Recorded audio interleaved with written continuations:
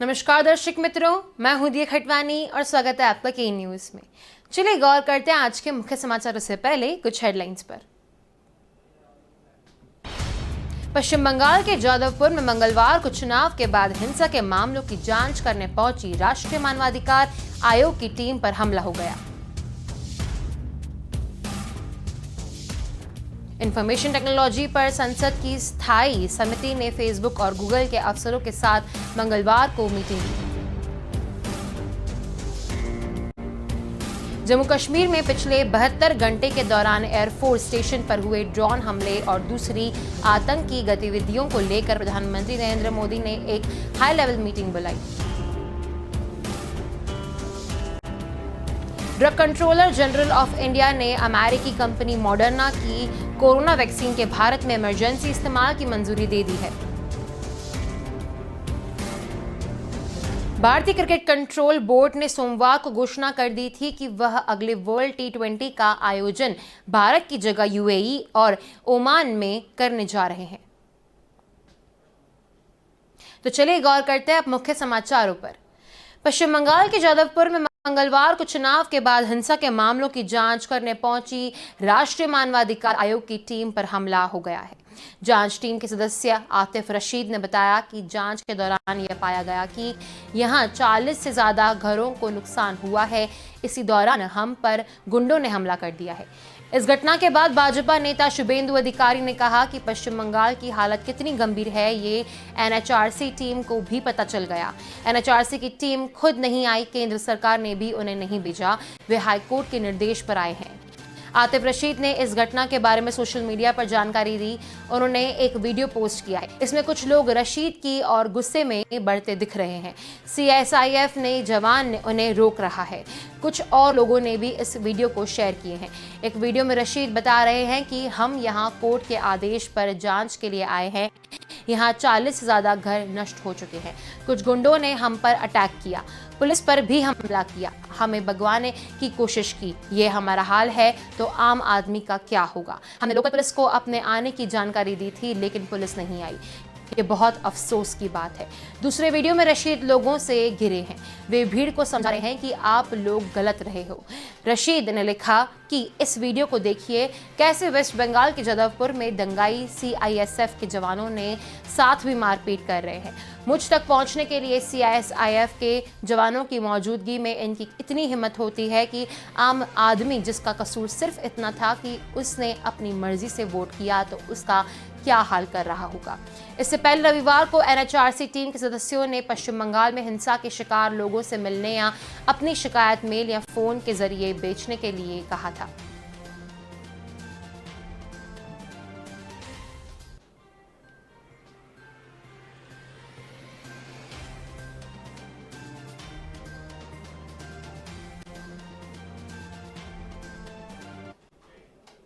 Information technology पर संसद की स्थायी समिति के फेसबुक और गूगल के अफसरों के साथ मंगलवार को मीटिंग की। समिति ने इन कंपनियों से कहा कि उन्हें नए आईटी नियमों को और देश के कानून को मानना होगा। कंपनियां डेटा सिक्योरिटी और प्राइवेसी के नियमों का सख्ती से पालन करें। हाल में लागू हुए आईटी नियमों पर सरकार और सोशल मीडिया कंपनियों की तनातनी के बाद यह बैठक बुलाई गई थी। सूत्रों के मुताबिक कानून मंत्री रविशंकर प्रसाद और सांसद राशि थरूर के अकाउंट लॉग किए जाने पर ट्विटर से 2 दिन के अंदर जवाब देने के लिए कहा जाएगा। ट्विटर से पूछा जाएगा कि यह फैसला किस आधार पर लिया गया। इस बारे में कमेटी ने सचिवालय को लेटर भेजने के निर्देश दिए हैं। यह लेटर मंगलवार को भी भेजा जा सकता है। यदि ट्विटर से ठीक जवाब नहीं मिलता तो कंपनी के अधिकारी को तलब किया जा सकता है। गूगल के अधिकारियों ने कमेटी को बताया कि यूट्यूब के कम्युनिटी गाइडलाइन का पालन न करने पर जनवरी ने मार्च 2021 के दौरान यूट्यूब के 95 लाख से ज्यादा वीडियो हटाए हैं। इनमें से 95% वीडियो की शुरुआत पहचान इंसानी दखल के बगैर मशीनों ने की थी। इन वीडियो में से 27.8% को सिंगल व्यू तक नहीं मिला था, वहीं 39% को महज 1 से 10 व्यू मिले थे। यूट्यूब ने बताया कि इसी तिमाही के दौरान कम्युनिटी को फेसबुक 15 जुलाई तक कंटेंट हटाने की रिपोर्ट देगा और कमेटी ने दोनों कंपनियों को सामान भेजा था। इनमें से ज्यादातर स्मैप था और इन्हें ऑटोमेटिकल डिटेक्ट किया गया था।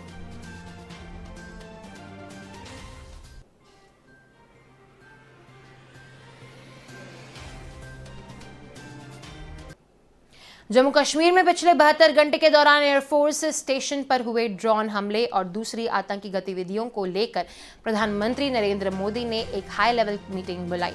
मीटिंग में गृह मंत्री अमित शाह, रक्षा मंत्री राजनाथ सिंह, राष्ट्रीय सुरक्षा सलाहकार अजीत डोभाल मौजूद थे। इस मीटिंग में प्रधानमंत्री ने देश की ड्रोन पॉलिसी पर भी चर्चा की है।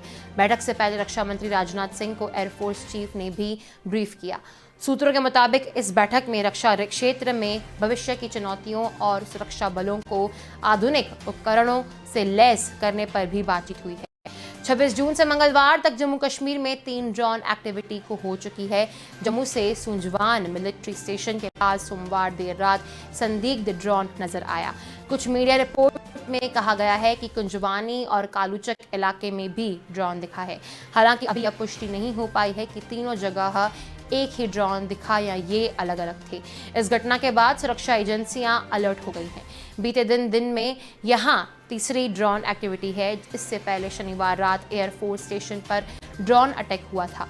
दूसरी घटना रविवार को हुई थी। इसमें कालूचक मिलिट्री स्टेशन के पास ड्रोन उड़ते देखे गए थे। 2 दिन पहले शनिवार और रविवार को दरमियानी रात जम्मू एयरफोर्स स्टेशन पर ड्रोन से 2 धमाके किए गए थे।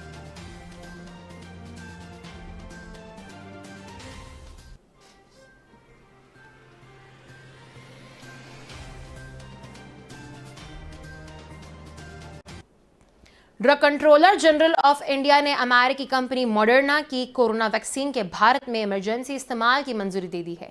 सिप्ला कंपनी को इस वैक्सीन के आयात की इजाजत दे दी गई थी, पर सूत्रों का कहना है कि सिप्ला को देश में 100 लोगों पर ब्रिज ट्रायल की शर्त को पूरा करना ही होगा। मॉडर्ना पहली ऐसी इंटरनेशनल वैक्सीन की कंपनी है। सिप्ला को 100 लोगों पर ब्रिजिंग ट्रायल करनी होगी और इसके बाद भारत में अभी 3 वैक्सीन और 1 पाउडर भी है। कोवैक्सीन और स्पुतनिक वी को भी मंजूरी मिल चुकी है। मॉडर्ना को भारत में पहली इंटरनेशनल वैक्सीन इसलिए कहा जा रहा है क्योंकि यह सीधे इंपोर्ट होगी, देश में इसकी मैन्युफैक्चरिंग नहीं होगी। वहीं कोविशील्ड को देश में सीरम इंस्टीट्यूट बना रहे हैं, जबकि वे कोवैक्सीन को भारत बायोटेक और आईसीएमआर मिलकर बना रहे हैं। वहीं रूस की स्पुतनिक वी की मैन्युफैक्चरिंग भारत में डॉक्टर रेड्डीज लेबोरेटरीज करेगी। डॉक्टर रेड्डीज लेबोरेटरीज स्पुतनिक के developer Russian direct investment fund की भारतीय पार्टनर है। मॉडर्ना और फाइजर उन कंपनियों में शामिल है जिन्होंने भारत सरकार से अपील की थी कि वह इमरजेंसी यूज की इजाजत देने के बाद होने वाले लोकल ट्रायल की बाध्यता को खत्म करे। लेकिन सिप्ला को 100 लोगों पर ट्रायल करना होगा। हालांकि विदेशी वैक्सीन को भारत में अप्रूवल मिलने पर पहले 1500 से 1600 लोगों पर ट्रायल करना होता था, लेकिन 15 अप्रैल को सरकार ने पॉलिसी में बदलाव कर इसे 100 लोगों तक सीमित कर दिया था।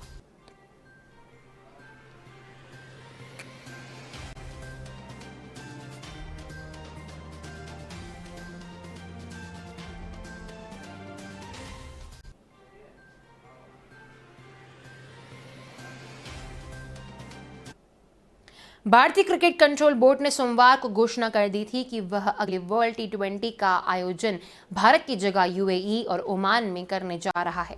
अब आईसीसी ने भी इसकी पुष्टि कर दी है। अंतर्राष्ट्रीय क्रिकेट की सबसे बड़ी संस्थान की बताया कि टूर्नामेंट की शुरुआत 17 अक्टूबर को होगी।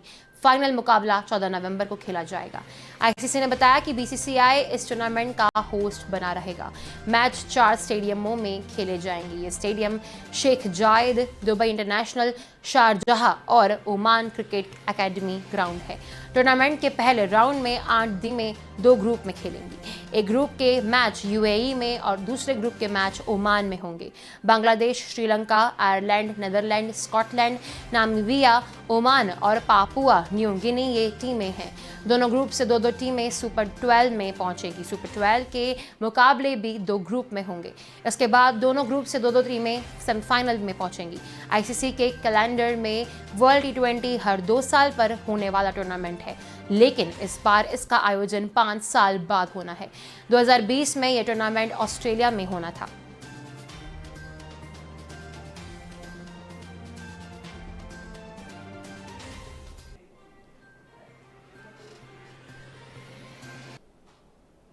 ब्रिटेन में करीब 5 महीने बाद 22,000 से ज्यादा नए कोरोना संक्रमित मिले हैं। सोमवार को यहां 22,868 नए मरीज मिले, जबकि इसी साल 30 जनवरी को 23,108 नए मरीज मिले थे। ब्रिटेन में सक्रिय मरीजों की संख्या बढ़कर 3,07,776 हो गई है। दूसरी ओर स्कूली छात्रों के सेल्फ आइसोलेशन से भी माना जा रहा है। हांगकांग और स्पेन ने ब्रिटेन पर यह पात्र। ब्रिटेन में 1.70 लाख छात्र सेल्फ आइसोलेशन में रह रहे हैं।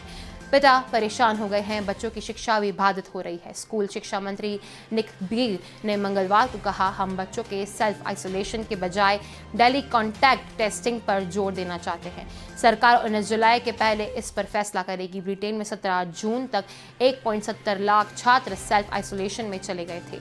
ये छात्र ऐसे लोगों के संपर्क में आ गए थे जिन्हें कोरोना हुआ था। ये सरकार अनुदानित स्कूलों की छात्र संख्या में 2% है। इसके बाद प्रधानमंत्री बोरिस जॉनसन की सरकार और बच्चों के माता पिता दबाव में आ गए थे। माता पिता की मांग की है कि बच्चों का सेल्फ आइसोलेशन खत्म कर दिया जाए, इससे उन्हें बहुत दिक्कतें हो रही है। वे नौकरी और कामकाज के लिए घर से बाहर नहीं जा पा रहे हैं।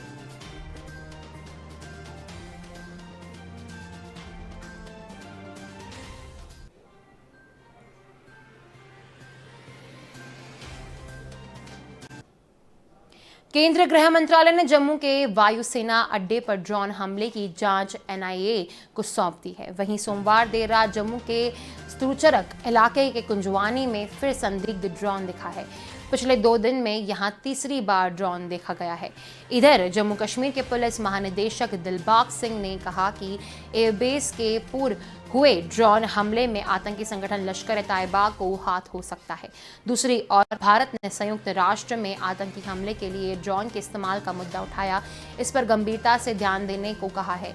गौरतलब है कि रविवार को सुबह जम्मू एयरबेस पर ड्रोन से 2 विस्फोट हुए थे। इस बीच केंद्रीय गृह मंत्रालय में राज्य मंत्री के किशन रेड्डी ने कहा, हमले के पीछे पाकिस्तान का हाथ होने से इनकार नहीं किया जा सकता। पाकिस्तान पहले भी ड्रोन से भारतीय सीमा में AK-56 जैसे हथियार और नशीले पदार्थ पहुंचा चुके हैं। महिला के जान जारी है, सुरक्षा बल हाई अलर्ट पर है। वहीं सेना के प्रवक्ता लेफ्टिनेंट कर्नल देवेंद्र आनंद के स्तूचक गुजवानी में 2 ड्रोन दिखे को पुष्टि हुई है। जवानों के फायरिंग करने पर ड्रोन पाकिस्तानी सीमा की ओर लौट गए। जम्मू कश्मीर के DGP दिलबाग सिंह ने कहा, कालूचक में जो गतिविधि दिखी है उसमें भी लश्कर का हाथ होने का शक है।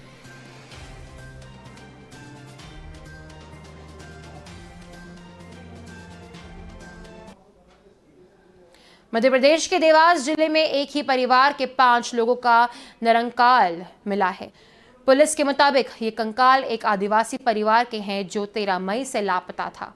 शवों को 8 से 10 फीट गहराई में दफनाया गया था। इसे गलाने के लिए उन्हें कपड़े हटाकर यूरिया और नमक भी डाला गया था।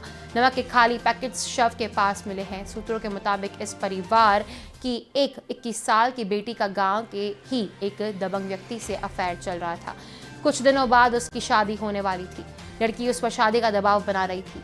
इसी बात पर उस व्यक्ति ने परिवार के सभी लोगों की हत्या कर शवों को जमीन में दफनाया था। देवास ग्रामीण एडिशनल SP सूर्यकांत शर्मा ने बताया कि इस हत्याकांड की जांच के लिए 5 टीमें बनाई गई है। इसमें एक 21 साल की युवती का मोबाइल भी लगातार ट्रेस किया जा रहा है। मोबाइल की आखिरी लोकेशन चोरल डैम पर आई थी। इसके आधार पर 6 लोगों को हिरासत में ले लिया गया है। इनकी निदेशानी पर ही शव बरामद किए गए। फिलहाल आरोपियों से पूछताछ जारी है।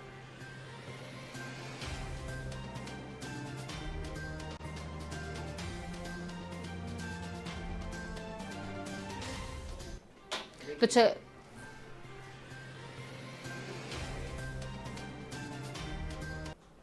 चलिए वक्त हो चला एक छोटे से ब्रेक का। जल्द मिलेंगे इस ब्रेक के बाद।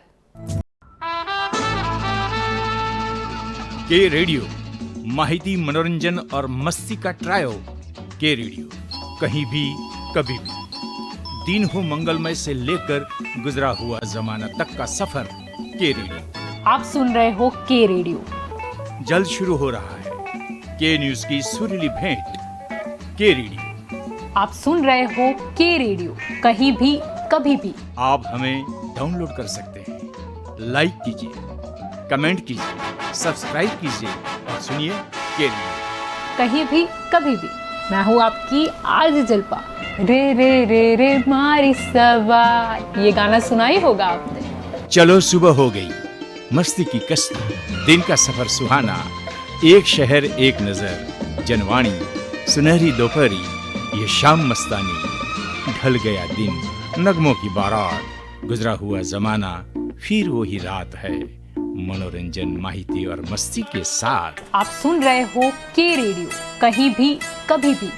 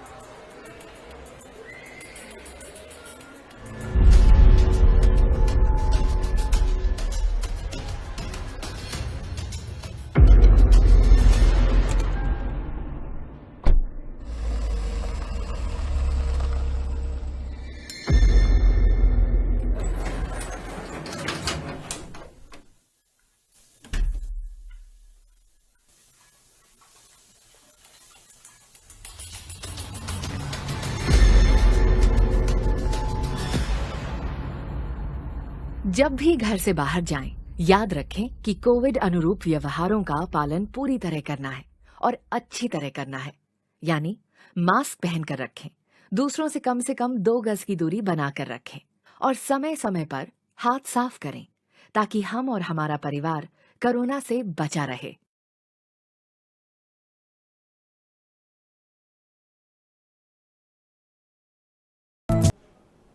Welcome back. चलिए गौर करते हैं आगे के समाचारों पर। ट्विटर के कार्यकारी पेज पर भारत के नक्शे को दर्शाया जाने को लेकर विवाद हो गया है। आरोप है कि इसमें भारत के नक्शे को गलत तरीके से दर्शाया गया है। इस संबंध में मध्य प्रदेश साइबर सेल ने एक शिकायत मिलने के बाद ट्विटर इंडिया के एमडी मनीष माहेश्वरी और अन्य के खिलाफ एफआईआर दर्ज किया है। इसको लेकर गृह मंत्री नरोत्तम मिश्रा ने कहा कि ट्विटर के द्वारा लगातार इस तरह से किया जा रहा है। इसको लेकर कई सामाजिक और राजनीतिक लोगों ने मुझे व्हाट्सएप और फोन पर जानकारी दी। भारत सरकार के साथ मध्य प्रदेश सरकार ने भी इसे गंभीरता से लिया है। मैंने डीजीपी को का जांच करने के लिए इस संबंध स्पष्ट निर्देश दिए हैं। यह मामले की शिकायत भाजपा नेता इर्दगाह हिल्स भोपाली निवासी दुर्गेश केसवानी ने साइबर सेल से की। केसवानी ने बताया कि ट्विटर ने अपने कार्यकारी वेब पेज पर भारत के नक्शे को लगत तरीके से पेश किया गया है। इसमें जम्मू कश्मीर और लद्दाख को अलग देश के रूप में दिखाया गया था। वेबसाइट पर करियर सेक्शन में ट्वीट लाइव शीर्षक के अंदर यह आपत्तिजनक नक्शा दिखाई दिया था।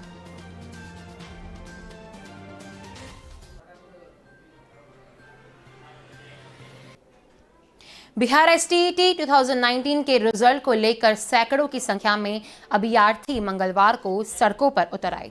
रिजल्ट में धांधली का आरोप लेकर शिक्षा मंत्री विजय कुमार चौधरी के आवास से पास जमकर हंगामा किया। इसी बीच मौके पर पुलिस की टीम भी पहुंच गई और प्रदर्शन कर रहे अभ्यर्थियों पर पुलिस ने लाठीचार्ज कर दिया। लाठीचार्ज से अभ्यर्थी और भड़क गए और जमकर बवाल काटा। पुलिस ने 2 अभ्यर्थी को गिरफ्तार कर लिया। एसटीईटी पास अभ्यर्थी अपनी नियुक्ति को लेकर शिक्षा मंत्री से मिलना चाहते थे। सुबह 10:30 बजे से ही इको पार्क के पास सैकड़ों की संख्या में अभ्यर्थी जमा हो गए। प्रदर्शन और नारेबाजी करते हुए वे शिक्षा मंत्री की आवास की तरफ बढ़ रहे थे कि तभी पुलिस ने उनके रोक कर समझाने का प्रयास किया, लेकिन वे नहीं माने, जिसके बाद पुलिस ने अपने खदेड़ना शुरू कर दिया। जब मामला कंट्रोल से बाहर हो गया तो पुलिस लाठियां बरसानी शुरू कर दी। इस दौरान पुलिस ने 2 छात्रों को हिरासत में ले लिया। लाठीचार्ज के बाद ही स्थिति नियंत्रण में आई और छात्रों की भीड़ खत्म हुई। बाद में लाठीचार्ज से गुस्साए छात्रों ने बैली रोड को जमा करने की दोबारा कोशिश की तो पुलिस ने फिर उन्हें वहां से हटा दिया। फिलहाल स्थिति नियंत्रण में है। अभ्यर्थी ने प्रशासन से परमिशन लेकर गर्दनीबाग में आमरण अनशन करने का ऐलान किया। अब अभ्यर्थी गर्दनीबाग में जमा हो रहे हैं।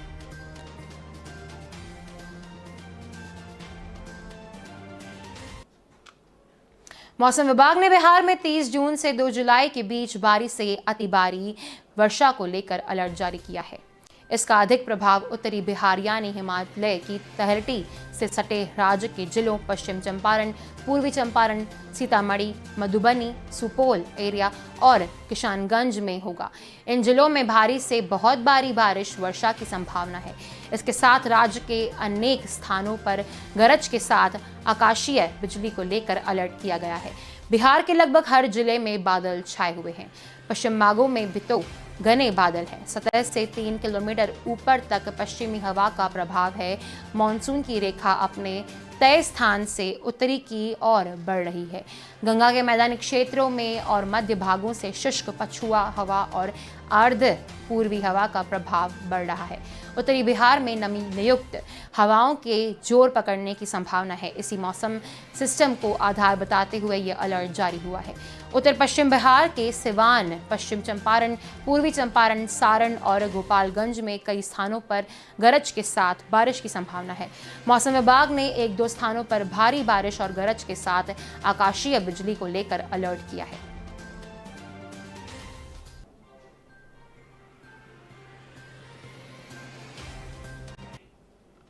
ग्रामीण क्षेत्र की स्वास्थ्य सेवाओं में निजी निवेश को प्रोत्साहित करने की छत्तीसगढ़ सरकार की योजना का विरोध शुरू हो गया है। स्वास्थ्य मंत्री टी.एस. सिंहदेव ने भी इस योजना से अपनी स्पष्ट असहमति सार्वजनिक कर दिया है। अब छत्तीसगढ़ बचाओ आंदोलन भी विरोध में खड़ा हो गया है। संगठन ने आज कहा, वे सरकार के ऐसे किसी कदम का पुरजोर विरोध करते हैं। छत्तीसगढ़ बचाओ आंदोलन के संयोजक मंडल सदस्य आलोक शुक्ला ने कहा, जनता को स्वास्थ्य सेवाएं देना एक कल्याणकारी राज्य की जिम्मेदारी है। इन सेवाओं को पाने का एक संवैधानिक अधिकार भी है। लोगों को स्वास्थ्य सेवाएं उपलब्ध कराना है तो सार्वजनिक स्वास्थ्य तंत्र को मजबूत करने की एकमात्र तरीका है। आंदोलन का कहना है, राज्य सरकार का स्वास्थ्य सेवाओं के निजीकरण का फैसला कल्याणकारी राज्य की अधिकारण के बिल्कुल विपरीत है। सरकार के इस कदम से प्रदेश की जनता कर्ज से बोझ के डूब जाएगी। छत्तीसगढ़ सरकार का यह कदम नीति आयोग के देश के सभी जिला अस्पतालों को निजी मेडिकल कॉलेज को देने के निर्णय से भी ज्यादा खतरनाक साबित होगा। छत्तीसगढ़ सरकार केंद्र सरकार की स्वास्थ्य सेवाओं के निजीकरण की नीतियां को समर्थन करते हुए दिखाई दे रही हैं। आंदोलन की ओर से कहा गया, कोरोना महामारी के समय स्वास्थ्य तंत्र बड़े पैमाने पर लोगों को स्वास्थ्य सेवाएं उपलब्ध कराने में विफल रहा। इसी दौरान अपनी तमाम कमियों के बावजूद भी सरकारी अस्पतालों ने लोगों की जान बचाई है। इसके उलट यह भी देखा गया कि किस प्रकार निजी अस्पतालों ने इलाज के नाम पर लूट मचाई। बहुत से अस्पतालों ने स्वास्थ्य बीमित लोगों का भी इलाज नहीं किया है। गुजरात शहरी विकास विभाग की 3 सदस्यीय समिति ने शहर के टोनी सैरिंग टीपी में सबसे बड़ी और सबसे विवादास्पद नगर नियोजन योजना तैयार करने का फैसला किया है। योजना 204 के पुनर्गठन का चुनौतीपूर्ण कार्य हाथ में लिया गया है, जो व्यवसायियों के विलास से जगमगाएगा। यूडीडी विभाग में अहमदाबाद के पश्चिम में घोटाले से गुजरात शहरी विकास विभाग की 3 सदस्यीय समिति शहर के टोनी सैरिंग में फैली हुई है। इसे तक लेने के लिए एक पुनः स्थापना कदम उठाएगा। बाकी दिनों में पुनर्गठन पूरा होने के बाद राज्य सरकार द्वारा टीपी योजना 204 फाइनल को अंतिम रूप दिया जाएगा। इसकी पुष्टि उच्च स्तरीय सूत्रों ने की है। पुनर्गठन 9 बड़े जिम्मेदारों की प्रभावित होगी। टीपी योजना 204 सरखेज, मकरबा, वेजलपुर 8 टीपी योजनाओं को अम्बली, ओफाक और रिंग रोड के पास भोपाल के कुछ हिस्सों को एक साथ जोड़कर कल्पना की गई थी। ये 2009 में तत्कालीन मुख्य सचिव शहरी विकास और ओडीए के सीईओ एसआर राव के तहत कल्पना की गई थी। योजना के केंद्र में एक बड़ा पार्क के साथ साथ इसके आसपास आवासीय और वाणिज्यिक क्षेत्र थे। टीपी योजना 2004 हालांकि घोटाले के आरोपों से घिरे रहने के बाद 2016 में सुर्खियों में रही थी। एडीए द्वारा नियुक्त कुछ अधिकारियों ने एएमसी की मुख्य भूमि को 24 लाख वर्ग मीटर से लेकर 2 लाख वर्ग मीटर तक की सार्वजनिक योजनाओं के लिए आरक्षित कर रहा है। अधिकारियों ने पॉलिटर्स को रियल एस्टेट की कीमतों को देखते हुए एक जोन से दूसरे जोन में अनाधिकृत बदलाव करने का भी निर्देश दिया। यह सुनिश्चित किया गया था कि प्रमुख संपत्तियों के मालिक उदाहरण के लिए एसजी रोड के पास अनिवार्य 40% के बजाय सामाजिक या सार्वजनिक सुविधाओं के लिए एक ही भूखंड से केवल 10% से 20% भूमि दें। बाकी 20% से 30% कम खर्चीले स्थान पर उसी मालिक के प्लॉट से काट किए गए। इसमें अहमदाबाद के पौष में गुजराती शहरी विकास विभाग के 3 सदस्यीय समिति शहर के टोनी सैरिंग में फैली हुई है। सबसे बड़ी और सबसे विवादास्पद टॉलरेंस के उदाहरण के रूप में मुकदमा चलाया। शहरी विकास विभाग के एक वरिष्ठ अधिकारी ने कहा कि सरकार ने अब तक 22% भूखंडों को त्रुटियों को ठीक किया है। कटौती को 27% से बढ़ाकर 35% कर दिया है। हालांकि चल रही विकास गतिविधियों के कारण कई साजिशों के लिए एक कटौती नहीं की जा सकती है। इसे संबोधित करने के लिए यूडीडी अधिकारियों ने कहा, यदि टीपी योजना 204 के कुछ हिस्सों में कानून के अनुसार 40% कटौती करना संभव नहीं है तो सरकार जिम्मेदारों से अधिक कर लगाने की सिफारिश करती है। टीपी योजनाएं यह महत्वपूर्ण शहरी नियोजन उपकरण है जो सार्वजनिक सुविधाओं के लिए निजी मालिकों से भूमि सुधार की अनुमति देती हैं। टीपी योजना 204 जुलाई 2009 से अधिकार में आकर और इसका उद्देश्य उभरते हुए टोनी क्षेत्रों में किफायती आवास के लिए भूमि को खाली करना है।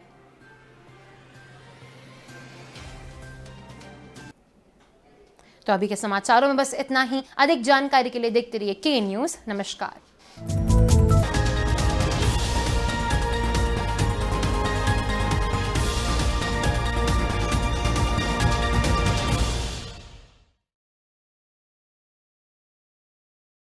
पेट्रोल डीजल के दाम हर बार बढ़ते गए तो स्कूटर खड़ा कर दिया, बस से चलने लगे। पढ़ाई